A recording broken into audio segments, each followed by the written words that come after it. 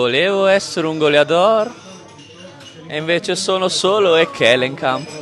Dopo questa cheat Malissimo. di Lucio Corsi a Sanremo, miglior canzone di Sanremo in my opinion, siamo qui al Neruda Caffè, che ringraziamo come sempre, per commentare lo show dell'Udinese che vince 3-0, convince, ok? Contro un avversario comunque di discreto livello, perché l'Empoli ha fatto la sua bella figura anche a Udine nonostante un risultato eccessivo dalla parte dell'Empoli.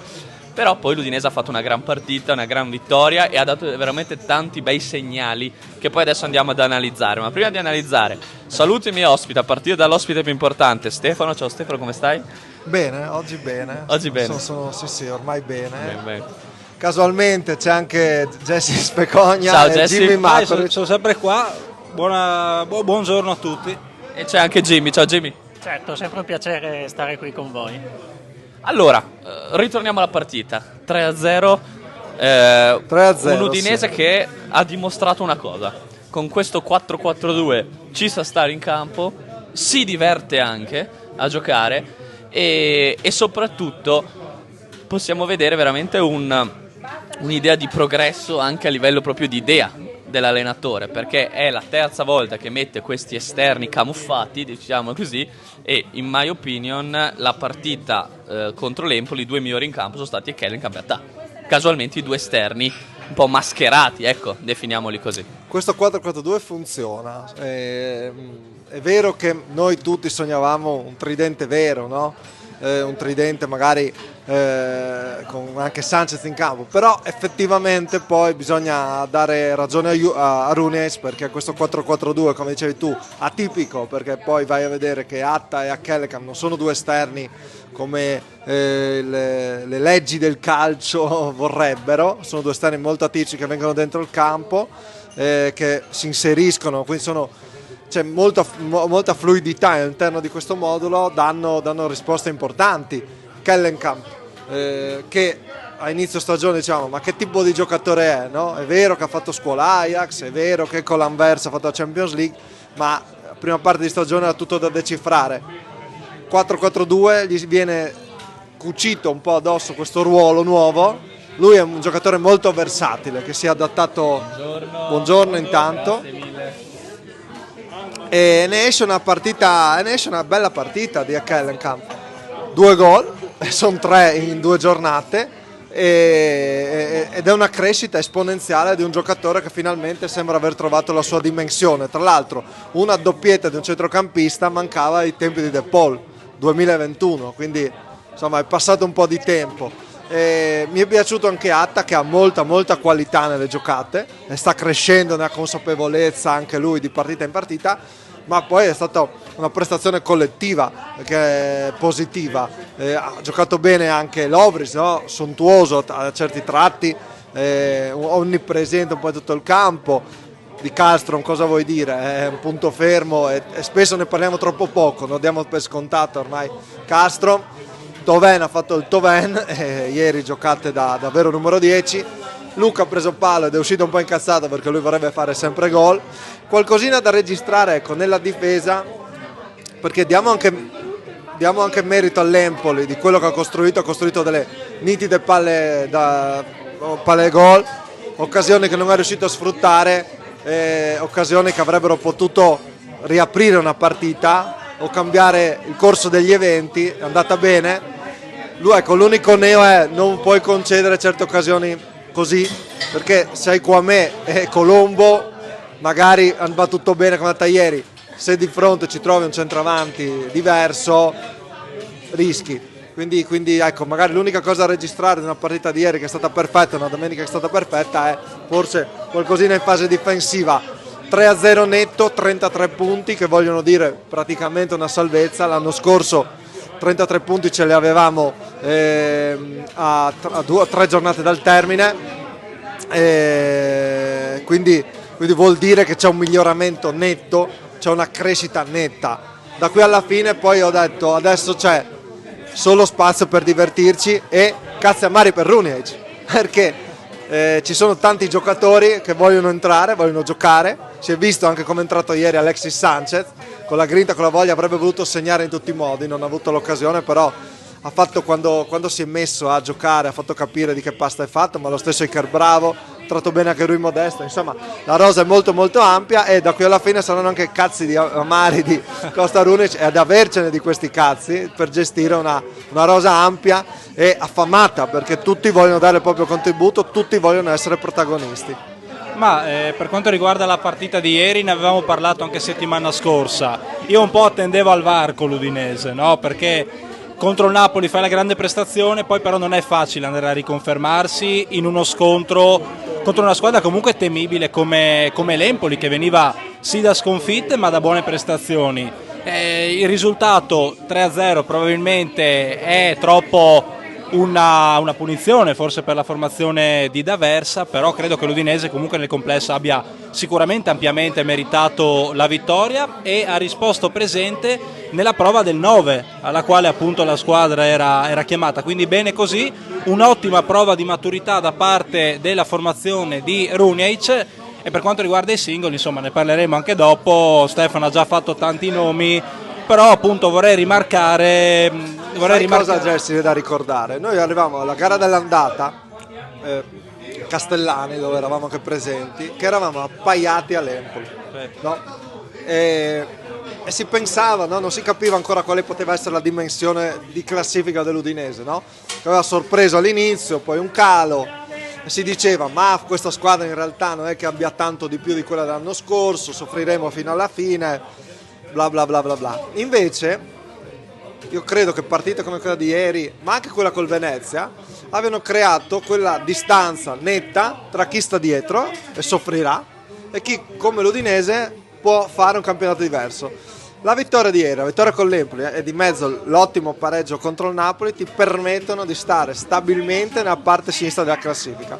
E il 10° posto è già un risultato molto importante, perché è vero che l'anno scorso è stata una stagione nata male e proseguita peggio, però quest'anno c'è un miglioramento veramente netto. Solo una squadra ha fatto così tanto meglio rispetto all'anno scorso in Serie A, che è il Napoli.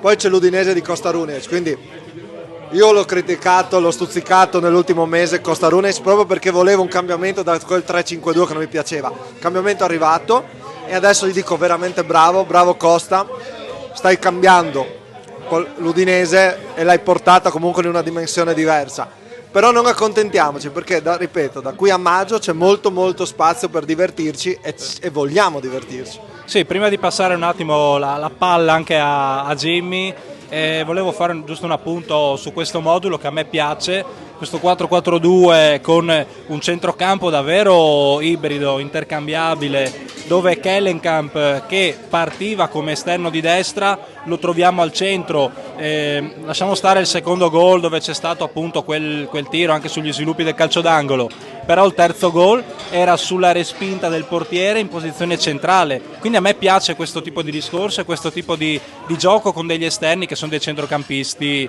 che giocano appunto in maniera così particolare. Jimmy, tuo momento. Va bene.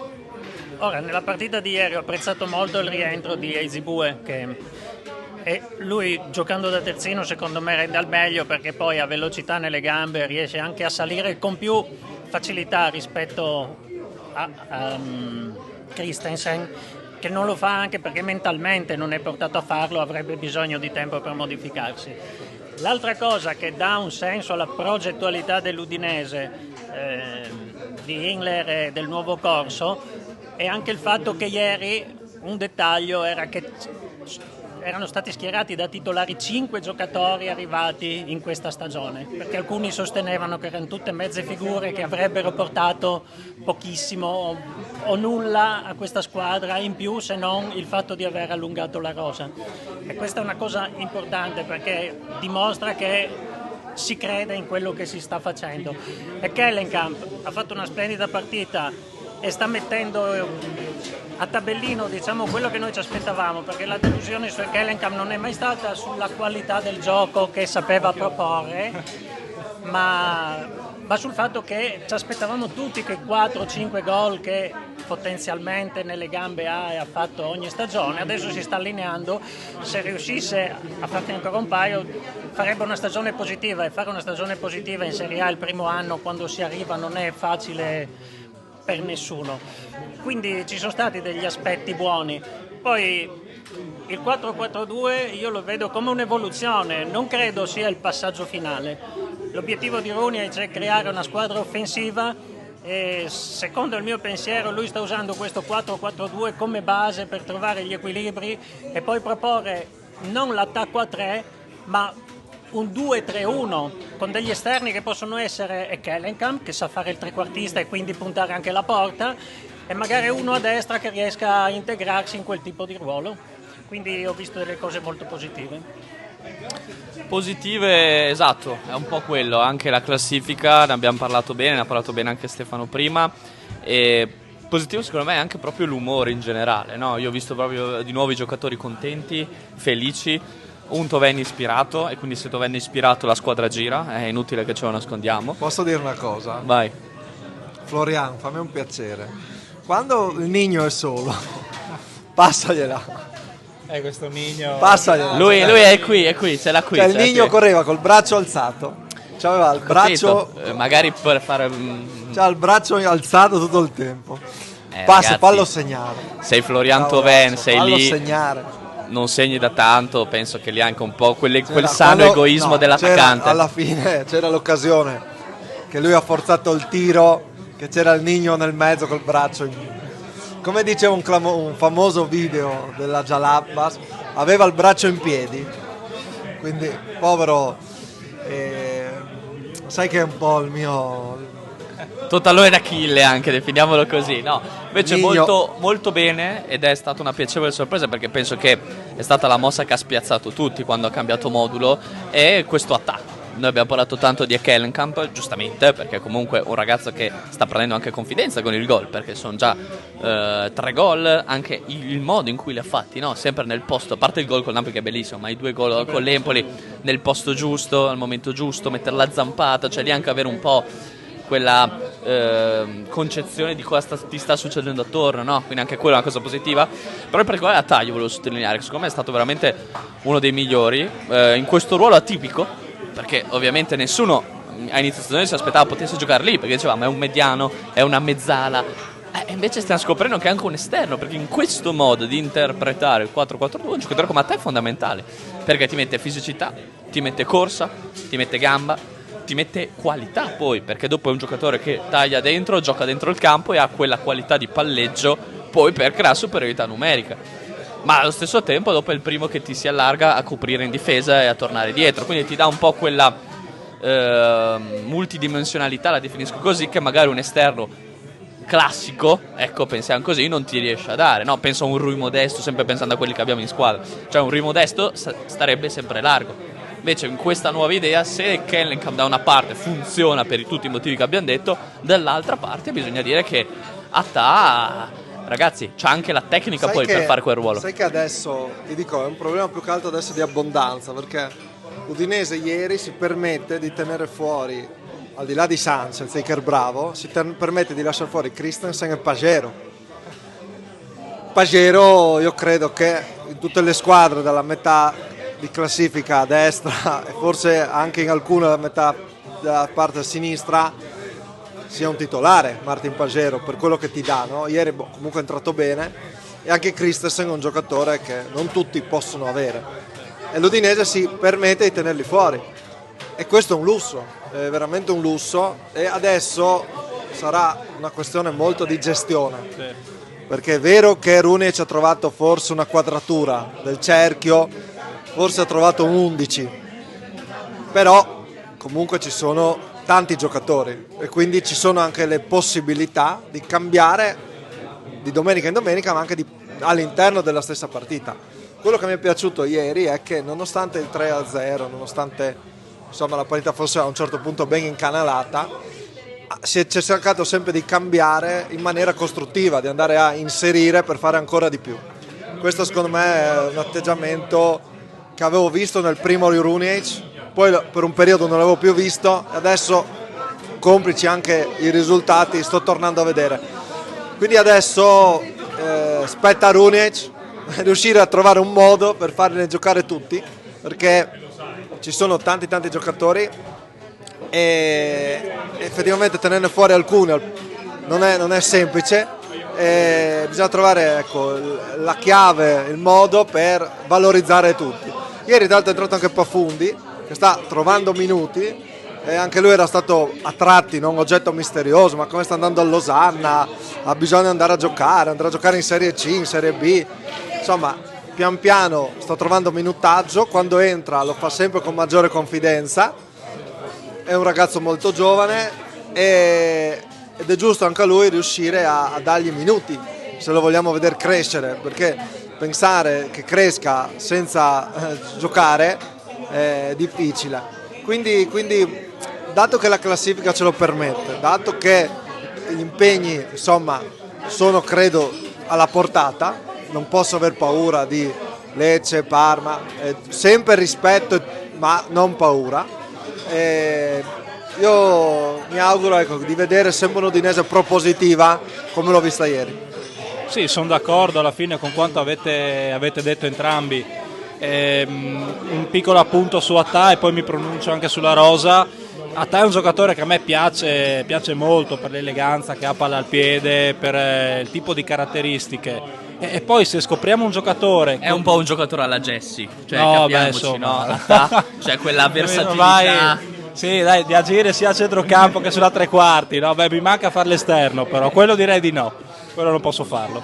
Però ecco, relativamente a Dato, un bel giocatore, e credo che sia un giocatore sul quale puntare per il futuro. Per quanto riguarda invece la rosa, credo che appunto a ranghi completi l'Udinese abbia una rosa competitiva che può sicuramente arrivare nella parte sinistra della classifica. Io non pronuncio quella parola che alcuni hanno pronunciato in passato invano, mi mantengo sempre calmo, tranquillo, però ripeto, abbiamo una squadra che a ranghi completi può competere contro tutte, l'abbiamo dimostrato. Per citare quella parola là devi fare un filotto, cioè perché c'è comunque una distanza, recuperare punti su Fiorentina, Bologna, Roma, che poi sono le dirette competitor, perché penso che le altre lottino direttamente per un posto in Champions. Credo devi fare un filotto come si fece, no, negli anni scorsi, che ti permetta, no, poi di arrivare nel momento clou a giocartela punto a punto. Siamo ancora distanti, adesso siamo in una posizione mediana di grandissima sicurezza e una salvezza portata a casa. Saranno 31 anni in Serie A, che non è poco, comunque abbiamo allungato sul Torino, tra l'altro 10° posto per noi, a più 5 sul Torino, quindi abbiamo anche staccato quelle dietro. Adesso per raggiungere chi sta davanti devi un filotto di vittorie o di risultati utili. Ma credo che per fare un filotto di vittorie ci sia tutto quello che serve. Una cosa buonissima del centrocampo che abbiamo schierato nelle ultime partite è il fatto che a sinistra Kellenkamp fa il suo lavoro bene, Kallström è quello che ci dà i ritmi, sulla destra Attà mi ha sorpreso perché da esterno io non l'avevo neanche mai immaginato e fa bene il suo lavoro, e da quella parte giocando Lovric e Attà insieme sono super interscambiabili. A volte, non so se avete notato, parte Lovric, Attà si mette in posizione centrale e viceversa, di conseguenza vanno a togliere riferimenti alle difese. Ovvio, ci studieranno, anche sto 4-4-2 inizierà a essere diciamo meno sorprendente per gli avversari. Resta il fatto che comunque è stata un'ottima idea quella di schierarsi in quella maniera, e adesso voglio fare il commento da tifoso, visto che io rappresento il tifoso qui. In estate, come ogni estate, quando partono i giocatori, ho sentito frasi del tipo: senza Perez e Samardžić retrocederemo. Io faccio solo 2 nomi: Solé e Kellenkamp. Abbiamo peggiorato la qualità della rosa o l'abbiamo migliorata? Io credo che l'abbiamo migliorata. È rimasto uguale, ecco, diciamo così, secondo me, ecco, perché attenzione a non screditare troppo Samardžić, cioè, attenzione. Comunque. No, Solé occhio, però sì, non screditare troppo Samardžić. Io non scredito Samardžić, però Solé a mio giudizio è superiore, poi vabbè, il tempo ci dirà. No, se li metti a bilancio i 2 giocatori da una parte e dall'altra, più o meno, secondo me questo è un merito, cioè tu vendi 2 dei tuoi giocatori migliori e la rosa rimane dello stesso valore. Kellenkamp, poi chiudo, Kellenkamp è un giocatore che è alla prima stagione, si sta integrando, è arrivato a metà stagione, sta giocando bene. Se facesse i 5-6 gol che ci offriva Samardžić con l'intensità di gioco che ci mette, a differenza di quello che faceva Samardžić, secondo me è un passo avanti. È meno bello, fa i gol magari meno spettacolari, perché Samardžić è rimasto per quei gol stupendi che faceva, tocchi di suolo e cose varie, ma quando si guarda la concretezza poi io credo che potrebbe essere un passo avanti da qui a qualche mese. Meno eleganza balcanica e più una roba del nord, più concretezza nordica. Esatto. Allora, la Gazzetta dà come migliore Ekkelenkamp e come migliore Lovric, scusate, come peggiore non c'è un peggiore, quindi ora sentiamo secondo voi chi sono il migliore e il peggiore di Udinese Empoli. Vai Jimmy. Mamma mia. Vabbè, io sul migliore sarò banale, dico Ekkelenkamp, perché ha dato continuità anche alla prestazione della scorsa settimana. Il peggiore è veramente molto difficile, molto difficile. Io, anche se sono un simpatizzante di Edzebue, direi Edzebue, ma non perché ha fatto una brutta partita, ma perché è stato quello che si è visto di meno, con delle giocate spettacolari. Ovviamente i subentranti non li prendo in considerazione perché hanno avuto pochissimo spazio. Vado? Vai Jesse. Allora, migliore in campo, allora non ce l'ho con Ekkelenkamp, che è già la seconda volta che lo ignoro, nonostante venga eletto miglior giocatore, però io sono fedele a quanto ho detto settimana scorsa e io dico che un Thauvin così non l'avevo mai visto, perché un Thauvin sta tornando quel Thauvin che ci aveva incantato prima del match contro l'Inter, no? Con l'infortunio. Anche ieri, gol a parte, ha regalato delle giocate sicuramente importanti e io mi sento di premiarlo anche questa settimana come migliore in campo. Per quanto riguarda il peggiore, sono d'accordo con Jimmy sul fatto che sia difficile indicarne uno. Settimana scorsa condannai Christensen ingiustamente, senza insomma puntargli la croce, ma gli dissi che nel gol poteva far di più. Non so, sì, non mi sento di fare un nome, giusto qualche appunto. Edzebue, perché l'Empoli da quella parte comunque ha sfornato più di qualche cross, e forse una tiratina di orecchie anche a Solé, perché si è concesso qualche leggerezza che magari se la fai contro attaccanti di una caratura più importante la puoi pagare cara. Che Solé questo tipo di partite non lo troppo semplice, Non lo stimolano. non lo stimolano. Se non c'è da marcare Lukaku lui non si preoccupa. No, migliore in campo, ovvio la doppietta di Ekkelenkamp decisiva. Guardate che hanno detto tutti Ekkelenkamp, io dico Florian Thauvin, perché hai detto anche tu Bombo, sono distante qua nel casino. Beh, avevi detto anche Ekkelenkamp. Ho detto non voglio fare un torto a Ekkelenkamp, che è già la seconda volta che lo ignoro. Bene, allora qua quelli sono, chi mettiamo? Non è che ne abbiamo Scegli tanti. tu. Vuoi prendere spunto da Bibi Veluzzi? Guarda, no, difficile, dai, dico Atta, ma anche in realtà dai, Ekkelenkamp è il migliore, non stiamo a girarci, fa 2 gol. Ekkelenkamp e Atta i protagonisti, peggiore nessuno. Registrare un pochino la difesa, dove non si può concedere nessuna leggerezza. Peggiore nessuno, perché dobbiamo ringraziare Kwame, che si dimostra un attaccante che veramente la porta la vede con grande fatica, perché se avesse fatto diciamo quello che dovrebbe fare un attaccante in quelle occasioni lì, magari avevamo un po' di peggiori, perché ovviamente le occasioni che l'hanno portato a rendersi pericoloso sono nate tutte da errori dell'Udinese, però diciamo che non ci sono stati errori gravissimi, ecco, quindi anche io non mi sento di dare un peggiore, ed è la seconda volta consecutiva che non troviamo un peggiore. Attenzione, questo è un segnale positivo, prima volta che succede quest'anno, che è la seconda volta che a chiacchiere da bar non riusciamo a trovare un peggiore. Attenzione, questa merito a Runjec, non rimetto migliore Runjec perché sennò dopo dite che sono di parte.